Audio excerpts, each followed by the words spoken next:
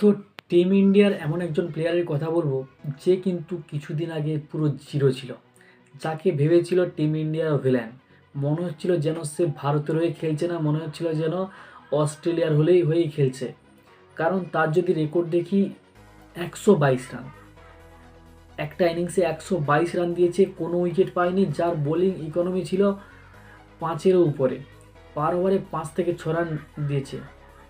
তো যেটা কিন্তু টেস্ট ক্রিকেটে অনেকটাই। তো সেই বোলারকে কিন্তু সত্যিই ভেবেছিল পুরো ভিলেন, ম্যাচটাকে শেষ করে দিচ্ছে, এরকম মার খায় নাকি কেউ।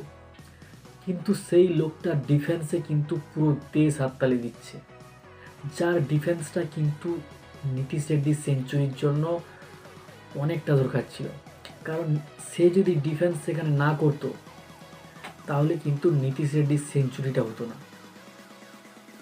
কারণ আমরা দেখেছি এই মেলবোর্ন টেস্টে নীতিশ রেড্ডি যখন ব্যাট করছিল, তো সেখানে কিন্তু আমাদের ডিএসপি সিরাজ এসে কিন্তু পরপর 3টে বল খেলেছে, যেখানে 2টো মিস করেছে, একটা ডিফেন্স করেছে। তো সেই যদি ডিফেন্স না করতো তাহলে কিন্তু নীতিশ রেড্ডির সেঞ্চুরি হতো না, কারণ 9টা উইকেট পড়ে গেছিল। আর সেই ডিফেন্স দেখে কিন্তু পুরো বিশ্ববাসী কিন্তু হাততালি দিচ্ছিল। যেই ডিএসপি সিরাজকে কিন্তু একদিন আগে প্রচুর গালাগালি খেতে হয়েছে, সেই ডিএসপি সিরাজ কিন্তু আজ ন্যাশনাল হিরো।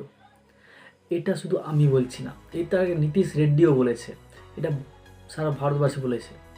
কারণ নীতিশ রেড্ডির স্টোরিতে কিন্তু দেওয়া হয়েছে ডিএসপি সিরাজের কথা, লিখেছে I believe in DSP Siraj ভাই।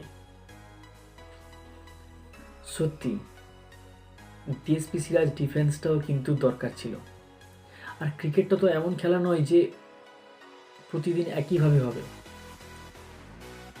ক্রিকেটে আমরা জানি না কোন বলে 6 হবে, কোন বলে আউট হবে, কবে 1 রান পাবো, কোন দিন সেঞ্চুরি করবো, এটা আমরা সবাই জানি। তাই হয়তো ডিএসপি সিরাজ কোনো দিন জিরো হয়েছে, আবার আজকে তার টাইম এসছে, আজকে সে তার হিরো। তো আপনাদের এরকম একটা স্টোরি শুনে কেমন লাগলো কমেন্ট করে জানাবেন।